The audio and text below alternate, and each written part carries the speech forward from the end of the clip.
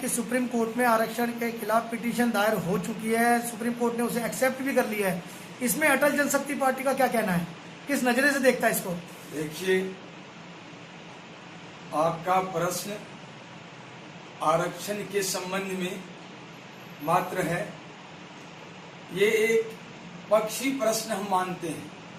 हमारे हिसाब से तो 26 जनवरी 1950 को जो संविधान इस देश पर थोपा गया और जिसके ऊपर आज तक संविधान की दुहाई देकर लोग वाहवाही लूट रहे हैं, सत्ता में जो भी बैठे हैं वे व्यक्ति, मैं इस देश की आजादी के विपरीत इस संविधान को मैं पूर्णतया भारत के भविष्य भवितव्य पर एक महागुलामी की जंजीर मानता हूं, जो मुगलों से भी बढ़ के, अंग्रेजों से भी बढ़ के गुलामी की पीढ़ी है।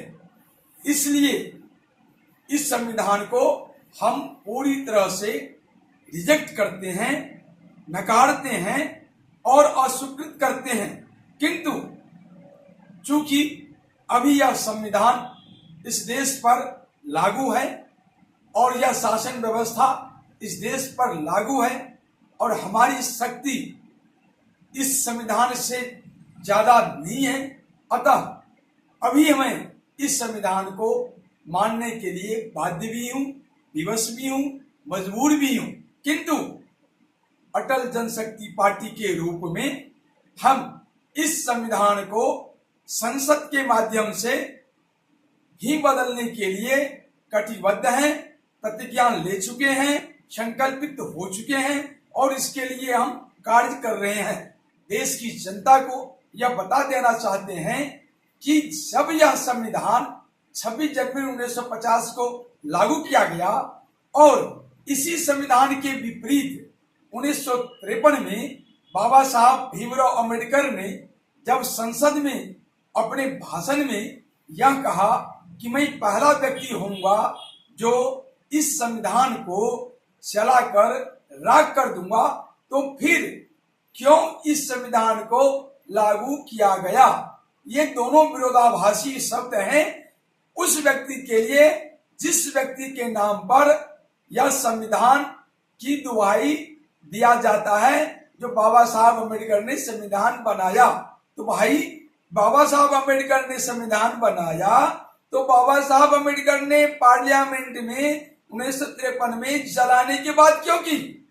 आप लोग ये संविधान, ये संसद, ये सर्वोच्च न्यायालय, ये सभी हमारे इस बात पर गौर करें और इसका जवाब हमें भी दे, अटल जनशक्ति पार्टी को भी दे और पूरे भारत को भी दे। जो संविधान को चलाने की बात अंबेडकर ने संसद में बोला, वो संविधान फिर संविधान कैसे, फिर वो लागू कैसे? ये बहुत बड़ी गड़बड़ी है। ये कोई देश का संविधान नहीं है, ये कॉपी पेस्ट वैसे ही है।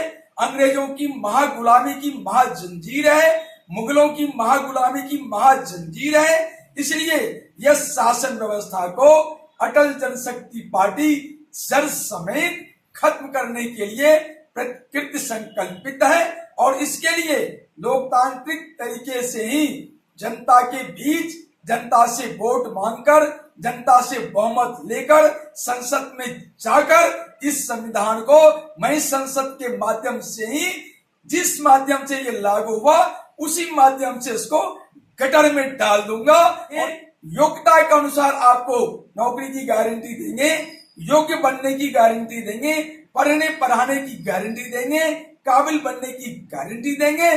किंतु आरक्षण के रास्ते किसी योग्य व्यक्ति के गर्दन पर जो तलवार चलाया जा रहा है, जिस गर्दन कटने हमारी पार्टी अटल जनशक्ति पार्टी कभी नहीं देगी। ऐसे गलत, इस गलती को सर समेत मिटाऊंगा।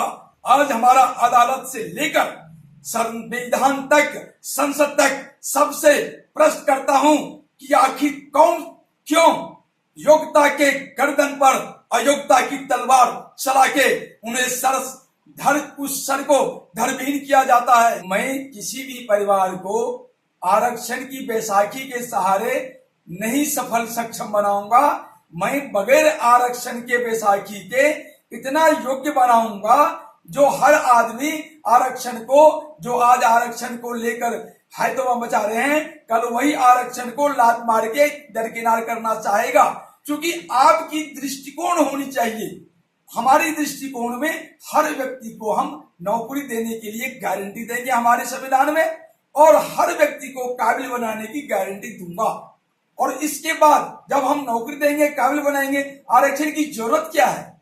संविधान निर्माता को या शासन व्यवस्था बनाने वाले को इसी नीति को लेकर काम करना चाहिए था। लेकिन ये चूंकि संविधान इस देश का नहीं बना, भारत का ये संविधान नहीं बना, बल्कि भारत को कालांतर तक पूरी तरह से महागुलामी की गिरफ्त में लेने के लिए सनातन धर्म और सनातन संस्कृति को, भारत के मूल वजूद को बर्बाद करने के लिए ये गांधी ने, नेहरू ने, कांग्रेस ने, वामपंथियों ने और देशद्रोही गद्दारों ने जो खेल खेला, वो खेल आज तक हमारे साथ चल रहा है और पूरी शिद्दत के साथ चल रहा है। आज भारत माता पूरी तरह से करा रहा है। आज जो 6.5 लाख क्रांतिकारियों देश की आजादी को लेकर खून बहाए, शहीद हुए, मर गए, उनकी आत्मा बिलक रही है, रो रही है, करा रही है। क्योंकि आज तक इन कांग्रेसियों ने, इस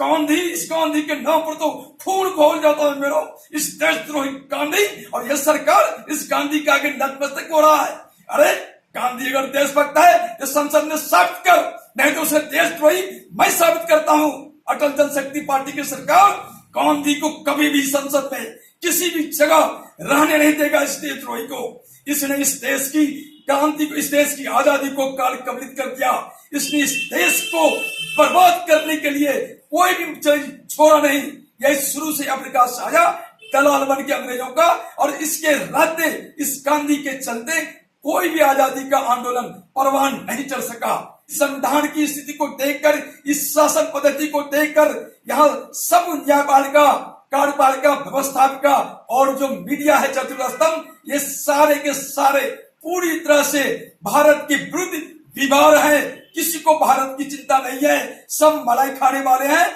मलाई खा रहे हैं और मजे ले रहे हैं। लेकिन अटल जनशक्ति पार्टी इसमें पूरी परिवर्तन लाएगी। मेरा संकल्प है भारत को भारत बनाने का, भारत को आजाद कराने का, भारत को एक नया अपना संविधान देने का। यही तक मैं आज कहना चाहता हूं। और इसके लिए 14 अप्रैल को मैं जंतर मंतर पर एक सांकेतिक धरना दूंगा, जिसमें हम अम्बेडकर के सम्मान में धरना पर बैठेंगे और इस संविधान को जो अम्बेडकर ने चलाने की बात की थी, उसकी बात को, उसकी बजट को पूरा करने का संकल्प 14 अप्रैल को जंतर मंतर पर पारित करूंगा।